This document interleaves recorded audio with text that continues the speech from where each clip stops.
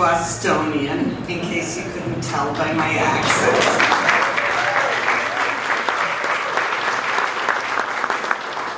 And in the 6 months that I have been here since arriving, I have been visiting and meeting people from almost every county in Ireland.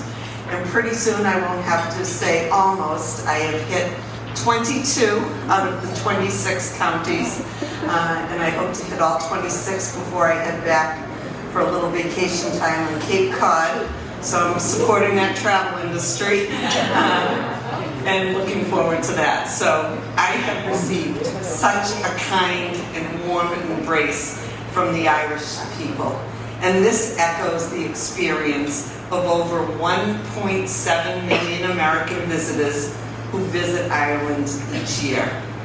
But it is a two-way travel opportunity, and your work in promoting the United States as a top destination for Irish visitors is just as important and should be commended. And I thank you all for striving and never giving up during a time when your industry was devastated by the pandemic. The recovery of travel and tourism into the United States is a top priority for the Biden administration.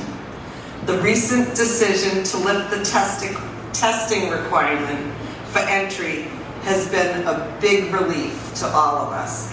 I will say particularly for me, as I've had so many visitors, and once it's time for them to go home, I want to make sure they can get out of the country. That's not a joke.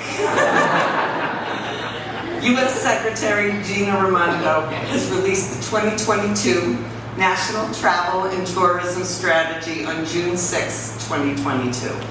And its goal is to attract 90 million visitors by 2027. And as we rebuild, we have an opportunity to create a more equitable, more resilient, and more sustainable travel industry. And that's what the National Travel and Tourism Strategy sets out to achieve. The Embassy's mission is to strengthen our people-to-people ties, and there is no way better than doing that by literally experience each other's countries in person. More than 31.5 million Americans claim Irish ancestry.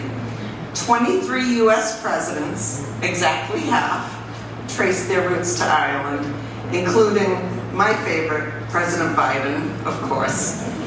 And my deep feeling of connection to this great country is highlighted by my ancestors who hailed from Countys Donegal, that's my granddad, Cork Claire Engelman.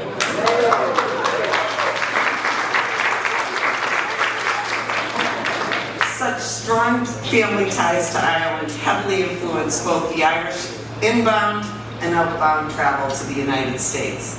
And traveling between our two countries has clear advantages too.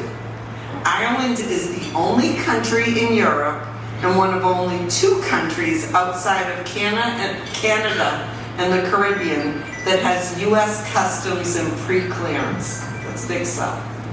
Our Customs and Border Protection teams stationed in Dublin and Shannon are currently pre-clearing over 6,500 travelers daily. And this pre-clearance facility is a strong reflection of the close U.S. and Irish relationship. Ranking 16th on the global table of inbound travel, Ireland generates the highest travel per capita of international markets to the United States.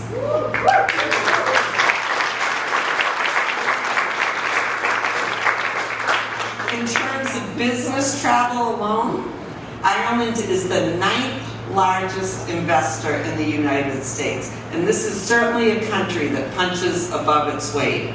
And as Irish companies expand their footprint stateside, a new generation of family and friends are visiting the United States for the first time. Since January of this year, over 130,000 Irish people have traveled to the States for work or holidays. And that's since this January. over 6,000 Irish J1 students, actually it's 6,141, very proud of our consular team in the embassy, are completing this rite of passage by spending a summer in the United States. And meeting these students at the embassy is always a thrill. I love to head out on particularly Monday mornings and greet the students in line, and they're all so excited to visit. And it's just wonderful to see them embark on their adventures. But as we gather here this evening, Irish families are packing their bags and doing those final passport checks for dream vacations to Disney World. Or maybe getting ready to go to a baseball game and watch the Boston Red Sox beat up the Yankees. Hopefully. Or preparing to reconnect with their extended families across all 50 states. The desire to visit, explore, learn, taste, and understand all the diverse components of the United States encourages Irish visitors to return time and time again. In closing, I want to thank you for your dedication and commitment in ensuring that the United States remains a top destination for Irish visitors. On behalf of our embassy colleagues, we wish you a wonderful evening and send our best wishes and support for your continued success. And together, we can rebuild, revive, and restore the Irish U.S. travel and tourism industry. Thank you very much.